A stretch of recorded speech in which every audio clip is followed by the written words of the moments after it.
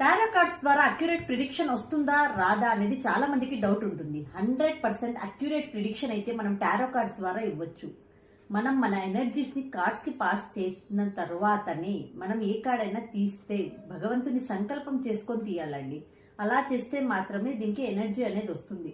మనం నార్మల్ గా play cards లాగా ఆడితే మాత్రము ఇది రాదు. 100% అయితే రిజల్ట్ రాదు అనేసి చెప్పవచ్చు. ఇప్పుడు మా క్లయింట్ అయితే ఒక క్వశ్చన్ అడిగారు. వాళ్ళు స్టార్ట్ చేసే బిజినెస్ ఎలా ఉండబోతుంది అనేసి మనం ఒక కార్డ్ ని తీయబోతున్నాం.